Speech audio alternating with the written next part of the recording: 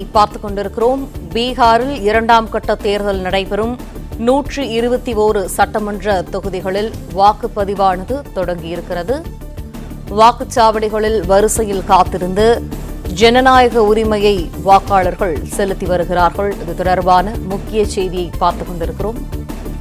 பீகாரில் தேர்தல் களம் சூடுபிடித்து உள்ள நிலையில் இரண்டாம் கட்ட தேர்தல் வாக்குப்பதிவானது இன்றைய தினம் நடைபெற்றுக் கொண்டிருக்கிறது. 121 சட்டமன்ற தொகுதிகளில் வாக்குப்பதிவானது தொடங்கியிருக்கிறது. வாக்காளர்கள் காலை முதல் தற்போது தங்களது வாக்குகளை செலுத்தி வருகிறார்கள்.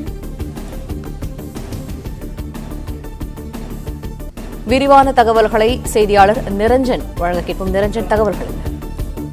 மொத்தம் 243 தொகுதிகளை கொண்ட பீகார் சட்டப்பேரவை தேர்தலுக்கு 2 கட்டங்களாக தேர்தல் என்பது நடந்து வரக்கூடிய சூழலில் முதல் கட்ட வாக்குப்பதிவு ஏற்கனவே நிறைவடைந்திருந்தது. தற்பொழுது இரண்டாம் கட்ட வாக்குப்பதிவு என்பது சரியாக 7 மணிக்கு தொடங்கி இருக்கின்றது.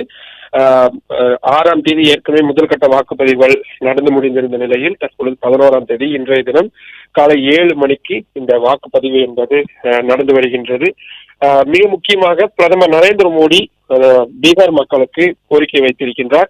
அதிக எண்ணிக்கையில் வாக்களிக்க மக்கள் முன்வர வேண்டும் என்ற ஒரு கோரிக்கையும் அவர் முன்வைத்திருக்கின்றார்.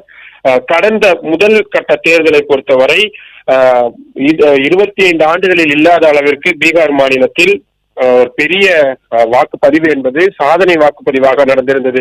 தற்பொழுது மீதம் இருக்கக்கூடிய 122 தொகுதிகளுக்கு பீகார் மாநிலத்தின் 20 மாவட்டங்களில் பறந்து விழுந்திருக்கக்கூடிய 122 தொகுதிகளுக்கு தான் இரண்டாம் கட்ட வாக்குப்பதிவு என்பது தொடங்கி இருக்கிறது.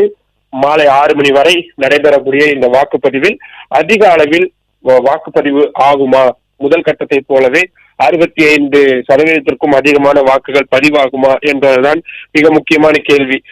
இடங்களை பொறுத்தவரை நேபாளுடன் எல்லையை பகிர்ந்து கொள்ளக்கூடிய சீமாஞ்சல் பகுதி, மகதா பகுதி, ஷகாபாத் பகுதி, கோஷி பகுதி போன்ற முக்கியமான பிராந்தியங்கள் இந்த இரண்டாம் கட்ட வாக்குப்பதிவில் வருகிறது என்பது மிக மிக முக்கியமான ஒன்று. மாவட்டங்களாக எடுத்துக்கொண்டால் அரியா, கிருஷ்ணாகஞ்ச், புரேனா, கதிஹார் போன்ற முக்கியமான மாவட்டங்களும் இருக்கிறது. இந்த இடங்களில் எல்லாம் ஒரு சில மாவட்டங்கள் அதிக பதற்றம் நிறைந்த மாவட்டங்களாகவும் கண்டறியப்படுகின்றது. குறிப்பாக பப்பு யாதவுடைய பூர்ணியா தொகுதி போன்றவை எல்லாம் எப்பொழுதுமே பதற்றம் நிறைந்த இடமாவே இருக்கும். அந்த இடங்களில் பாதுகாப்பு என்பதும் அதிகரிக்கப்பட்டிருக்கிறது. டெல்லி செங்கோட்டை வெடி விபத்திற்கு பிறகு இந்த பாதுகாப்பு இன்னும் அதிகரிக்கப்பட்டிருக்கின்றது. காலை 6 மணியிலிருந்தே மாக் ஓட்டிங் என்று சொல்லப்படக்கூடிய மாதிரி ஓட்டுகள் அனைத்தும் செய்யப்பட்டு அதற்கு பிறகு அனைத்தும் தயார் நிலையில் வைக்கப்பட்டு இப்பொழுது வாக்குப்பதிவு என்பது